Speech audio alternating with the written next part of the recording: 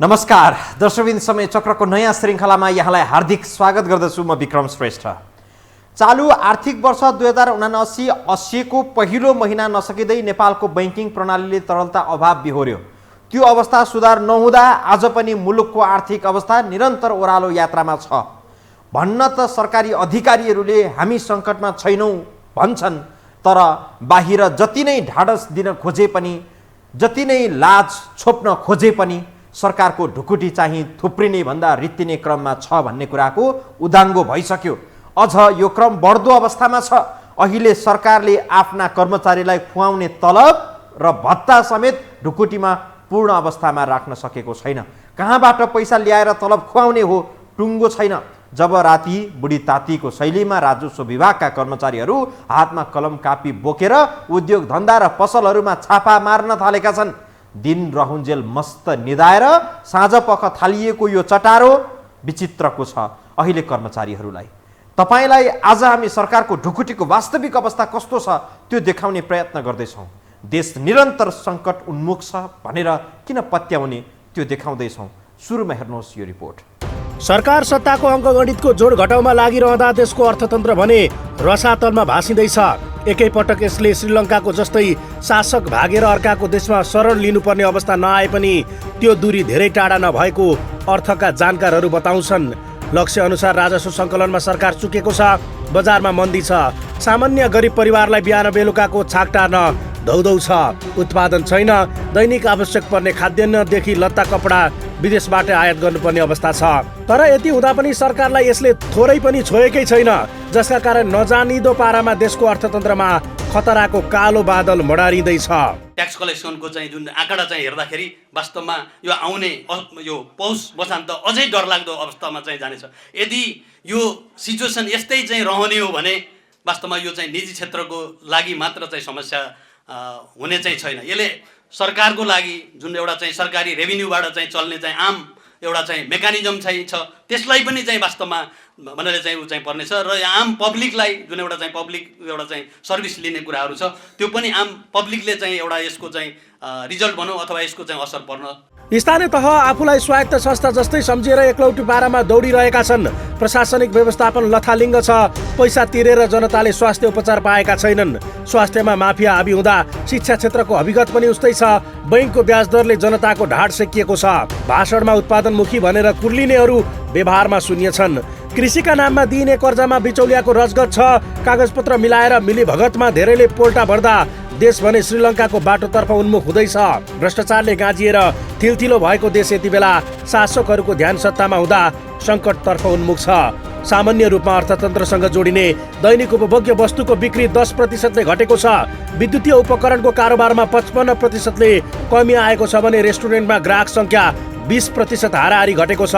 त्यस्तै फलामे, छड, सिमेन्ट लगायत निर्माण सामग्री क्षेत्रका उद्योगहरू 30% क्षमतामा मात्र चलिरहेका छन्। यो खतराको सङ्केत हो। अब लकडाउन भयो, त्यसले अलिकति लथालिङ्ग पारिदियो अवस्थालाई, होइन? अब त्यसपछि त्यो कोभिड आएर लथालिङ्ग पारिसकेपछि फेरि यो युद्ध युक्रेनको र रसियाको युद्ध आयो। युक्रेन र रसियाको युद्ध भनेको चाहिँ त्यो वास्तवमा त्यो दुईवटा देशको मात्रै युद्ध होइन। त्यो युद्ध भनेको चाहिँ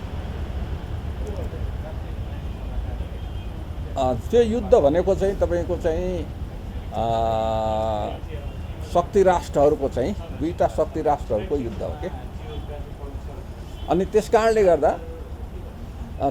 गर्दाखेरि चाहिँ अर्थतन्त्र जुन गतिमा जानुपर्ने त्यो गएन।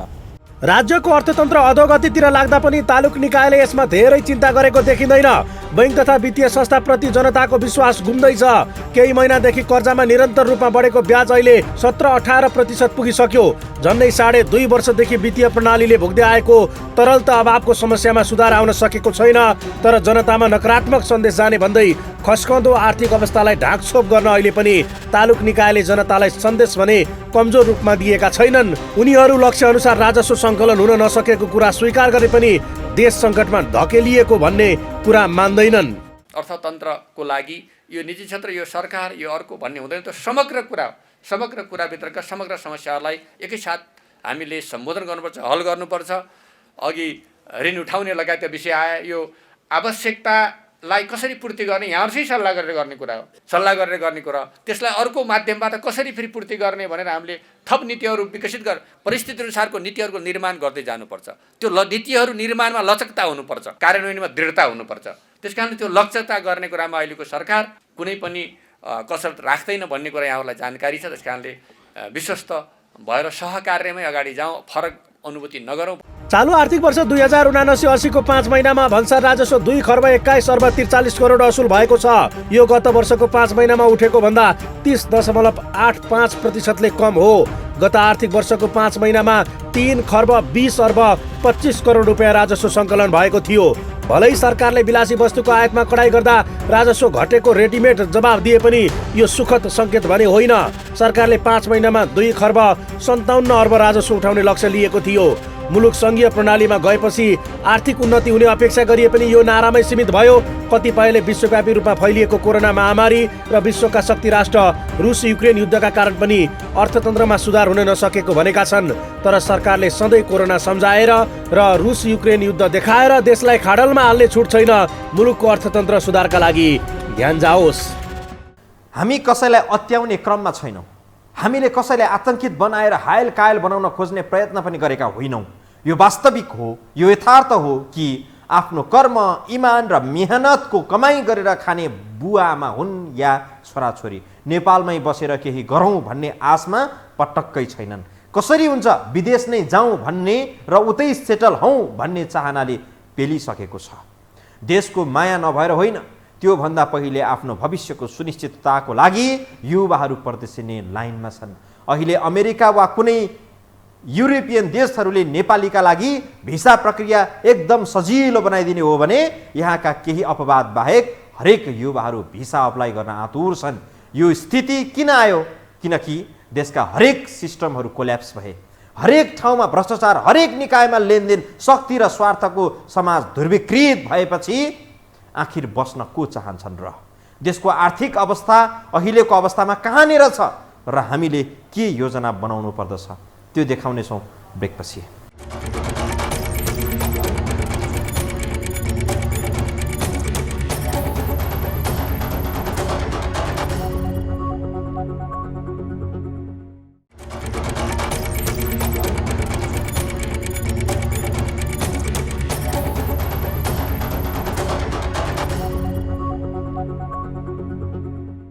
गएको वर्षको पहिलो त्रैमासिकमा बैंक तथा वित्तीय संस्थाबाट निजी क्षेत्रतर्फ जाने कर्जाको विस्तार 31% भएको थियो। तर यो वर्ष त्यो अवधिमा कर्जाको विस्तार जम्मा 1.3% मात्रै भयो। यसले नयाँ आर्थिक क्रियाकलापमा नाटकीय कमी आएको छ। मुलुकको उद्योग व्यवसाय क्षेत्र चरम मन्दी देखिएको छ। चालु आर्थिक वर्षको पहिलो त्रैमासिकमा सबैभन्दा बढी माग घट्ने क्षेत्रहरूमा अटोमोबाइल, स्टिल, रियल इस्टेट, जुत्ता चप्पल, इन्जिनियरिङ, निर्माण कम्पनी यी लगायत छन्। यस अवधिमा अटोमोबाइल क्षेत्रको मागमा 78% कमी आएको छ। स्टिलको मागमा 61% गिरावट आएको छ। यसै गरी जुत्ता चप्पलको मागमा 45.3% कमी आएको छ। मन्दीको असर राजस्वमा देखिन सुरु भइसकेको छ। अब राज्यले यो मन्दीको राजस्व घाटा कसरी पुर्ताल गर्छ त्यो अहिलेसम्मकै ठुलो सङ्कट हो। बाँकी हेरौँ यो रिपोर्टमा। सरकारको आर्थिक भण्डारण यति खुम्चिएको छ कि अब देशले आफ्ना कर्मचारीको तलब भत्ता नै खुवाउन नसक्ने स्थिति पैदा भएको छ। ठुला विकास निर्माणका आयोजनालाई निरन्तरता दिन त कता नियमित सरकार सञ्चालनमा समेत ठुलै आर्थिक खडेरी सुरु भएको छ। हाल आम नागरिकले महसुस गर्ने गरी यो तरलता नदेखिए पनि लगानीकर्ताहरू र अर्थव्यवस्थालाई नजिकबाट निहालेकाहरूले प्रष्ट महसुस गरेका छन्। यो आम नागरिकले महसुस गर्ने गरी आर्थिक सङ्कटको मार बजारमा देखिन केही समय मात्रै बाँकी छ। एकातिर सरकारको सञ्चित जोगाउनका लागि आयातमा प्रतिबन्ध लगाउँदा राजस्व सङ्कलन लक्ष्य नराम्ररी प्रभावित बनेको छ। विदेशी मुद्राको बचत सरकारको थैली झन्झन खुम्चिँदै गएको छ भने अर्कातिर देशव्यापी आर्थिक सङ्कटको भार बोझिलो बन्दै गएको छ।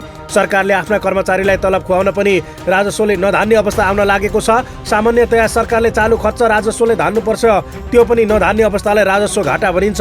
फागुनदेखि सरकारी कर्मचारीलाई तलब खुवाउन पनि राजस्वले नधान्ने अवस्था रहेको अर्थविदहरूको बुझाइ छ। अहिले चालु खर्चलाई राजस्वले धानेको छैन।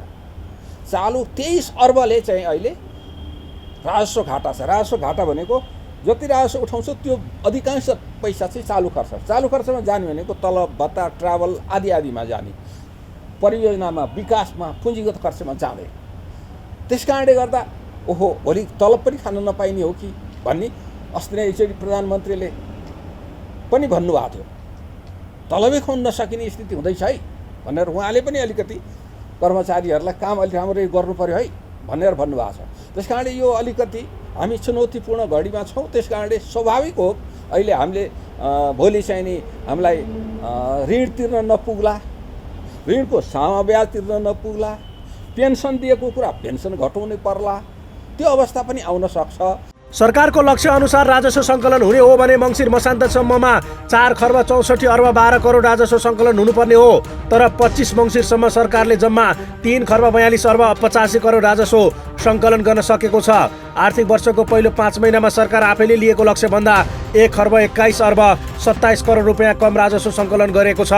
आर्थिक वर्षको आधा समय व्यतीत हुन लाग्दा राजस्व सङ्कलन लक्ष्यको तुलनामा 26%ले कम छ। राजस्वका कुनै पनि क्षेत्रमा लक्ष्य अनुसार सङ्कलन हुन सकेको छैन। लक्ष्य पुरा नहुनुभन्दा पनि बढी चिन्ताजनक विषय गत वर्षको यही अवधिको तुलनामा यस वर्ष 20% भन्दा धेरैले राजस्वमा ह्रास आएको छ। यस अवधिमा सबैभन्दा ठुलो खाडल भन्सार राजस्वमा परेको छ। अहिलेसम्म भन्सार महसुल 67 अर्ब 86 करोड रुपियाँ सङ्कलन भएको थियो। यो गत वर्षको यही अवधिको तुलनामा 34.8%ले कम हो। गत वर्षको यही अवधिमा 1 खर्ब 4 अर्ब भन्सार महसुल सङ्कलन भएको थियो।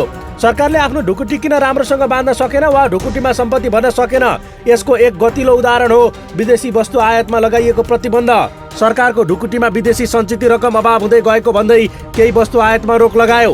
गत आर्थिक वर्षको वैशाख 13 गतेदेखि लागू हुने गरी 10 वस्तुको आयात प्रतिबन्ध लगाइएको थियो, जुन चालु आर्थिक वर्षमा पनि परिमार्जनसहित यथावत थियो। यति बेला सरकारले आयात प्रतिबन्ध फुकुवा गरे पनि साउनदेखि मङ्सिर अन्तिमसम्ममा आयात प्रतिबन्ध कायम थियो। सरकारले लामो समयसम्म गाडी, मोटरसाइकल र महँगा स्मार्टफोनको आयातमा पुनः प्रतिबन्ध लगाएको थियो। यससँगै नेपाल राष्ट्र बैङ्कले सार्वजनिक गरेको पछिल्लो तथ्याङ्क अनुसार शोधान्तर स्थिति र विदेशी मुद्राको सञ्चिति सुधारोन्मुख अवस्थामा छ। यससँगै यति बेला सरकारले सबै वस्तुको आयातमा प्रतिबन्ध फुकुवा गरिसकेको छ। तर लामो समयसम्म आयातमा प्रतिबन्ध लाग्दा बजेट मार्फत सरकारले लिएको राजस्व सङ्कलनको लक्ष्य भने नराम्ररी प्रभावित बनेको छ। तरलताको उच्च ब्याज दर र तरलताको अभावले र अर्कोतर्फ कोभिड-19 र रुस युक्रेन वारले निजी क्षेत्रको जुन एक्जिस्टिङ फ्रेमवर्कमा जुन एउटा तरलताको काम भइरहेको त्यसमा धेरै ठुलो वृद्धि भएको छ। जस्तो तपाईँको भनौँ न कोभिडले 20% जति हाम्रो तरलता सङ्कुचन भयो जुन भइरहेकोमा। विश्वभरि उत्पादन लागत बढ्यो, लजिस्टिक कोस्ट बढ्यो, कारोबार मूल्यलाई नमानेर अर्थ मन्त्रालयले फेरि रिफरेन्स प्राइस समात्न थाल्यो आयातमा। उच्च ब्याज दरको कारण कोस्ट बढ्नु, यसले गर्दाखेरि हाम्रो भइरहेको तरलतालाई पनि थप तरलता इन्जेक्ट गर्नुपर्ने अवस्था सृजना भयो। अब यो पोषमा किस्ता तथा ब्याज तिर्न निजी क्षेत्रलाई धेरै नै कठिनाइ भइरहेको छ। थप पुँजी कहाँबाट ल्याउने, व्यापारको बाँकी असुली हुन सक्दैन। विदेशी मुद्राको सञ्चिति जोगाउने नाममा आयात प्रतिबन्ध लगाउनु नै गलत थियो भन्ने तथ्य विभिन्न घटनाक्रमले पुष्टि गर्दछ। बाबुराम भट्टराई अर्थमन्त्री हुँदा मात्रै लक्ष्यभन्दा धेरै राजस्व सङ्कलन भएको थियो। त्यसभन्दा अघि वा पछि 80 देखि 90% मात्रै सङ्कलन हुन्थ्यो। तर चालु वर्षमा राजस्व सङ्कलनको लक्ष्य अहिलेसम्मको खराब स्थितिमा छ। सरकारले यति बेला आयातमा लागेको प्रतिबन्ध खुलाए पनि वात्तै आयात बढ्ने र राजस्व सङ्कलन हुने स्थिति छैन। खास गरी ब्याज दर वृद्धिका कारणले बजारको माग घटेको छ र यसको प्रभाव स्वरूप सम्पूर्ण आयात नै खुम्चिन्छ। यसले आगामी दिनमा नेपालको अर्थतन्त्र थप सङ्कटमा पर्ने सम्भावना देखिएको छ। अहिले तपाईँ बैङ्कमा गएर आफ्नो बचत रकम एकमुष्ट 10 लाख रुपियाँ निकाल्छु भनेर सोच्नुभयो भने बैङ्कले मन चिसो पार्ने अवस्था छ। अझ ऋणका लागि निवेदन दिनुभयो भने त बैङ्क होस् या सहकारी हरेक वित्तीय संस्थाले ऋणका लागि आएको निवेदन ठाडै फर्काइदिने गरेको छ। आफ्नो सम्पत्ति धितोमा राखेर बैङ्कबाट ब्याज तिरेर ऋण काट्छु र व्यवसाय चलाउँछु भनेर तपाईँ जो कोही बैङ्कमा जानुभयो भने बैङ्कले मुन्टु बटार्ने स्थिति आयो। बैङ्कहरूमै पैसाको अभाव भएपछि थुप्रै मानिसहरू ऋण कहाँ पाइएला भनेर हातमा निवेदन र धितो धनी पूर्जा बोकेर वित्तीय संस्थाहरूमा मानिसहरूको लाइन लागेको छ। एकातिर सहकारी संस्थाहरूको लुटेरा प्रवृत्ति जसले लुटिसकेपछि फरार भइरहेका छन्, अर्को बैङ्क जसले लगानी गर्ने स्थिति नरहेको बताइरहेको छ। यसले गर्दा वित्तीय क्षेत्रमा अल्पकालीन ब्याज दर पनि बढेको छ। हामी बाँकी प्रसङ्ग जोड्नेछौँ ब्रेकपछि।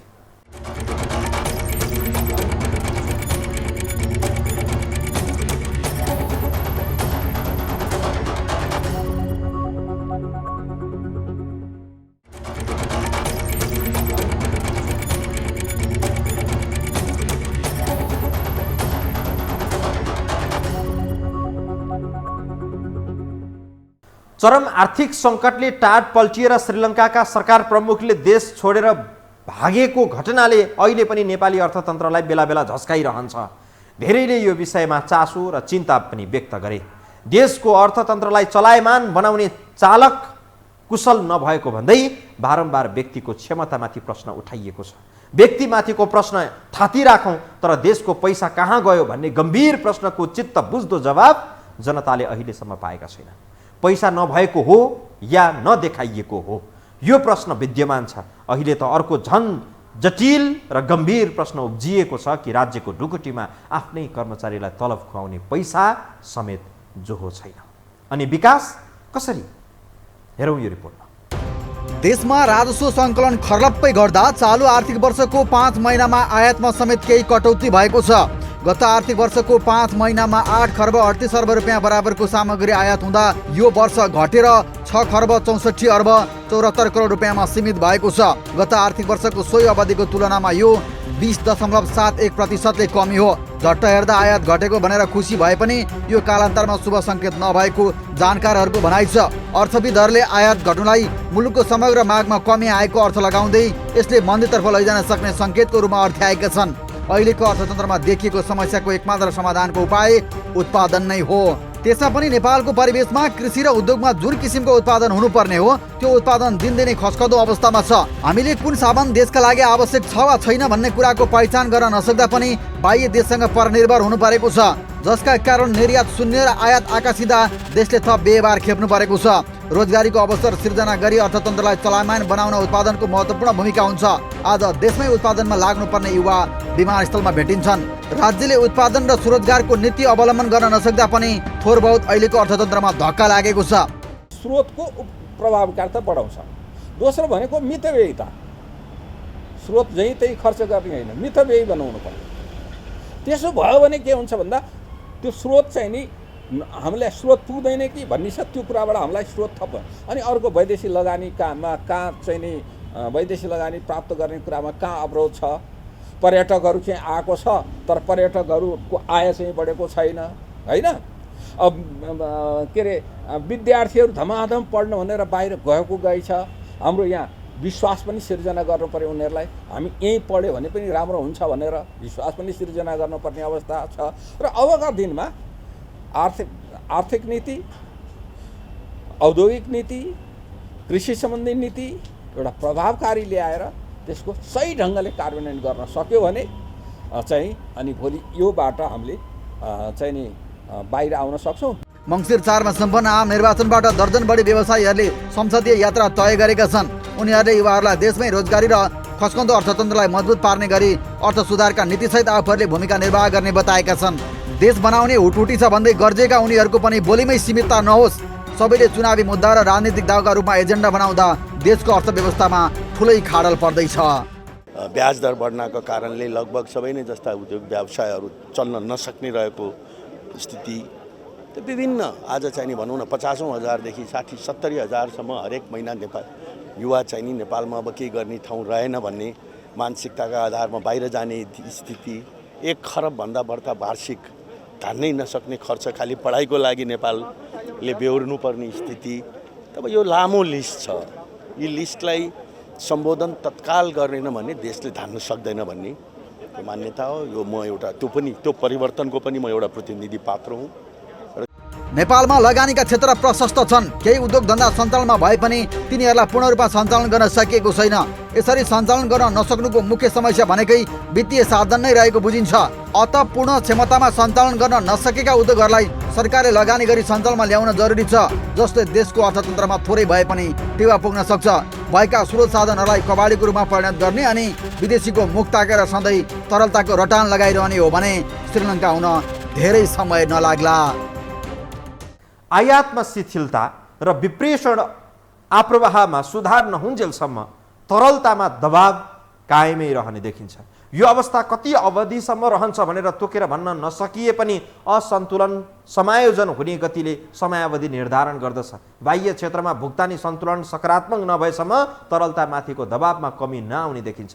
यसर्थ तरलताको सहजता नीतिगत हस्तक्षेप र बजार समायोजनको गतिले निर्धारण गर्दछ। यदि वर्तमान सङ्कटको उचित मूल्याङ्कन नगरी मुक्त दर्शक बनेर राज्यका आर्थिक संयन्त्र चलाउनेहरू बसिरहे त्यो खतराको घन्टी धेरै पर चाहिँ छैन। हवस् त दर्शकवृन्द, आजलाई समय चक्र यति नै। बिदा दिनुहोस्। नमस्कार।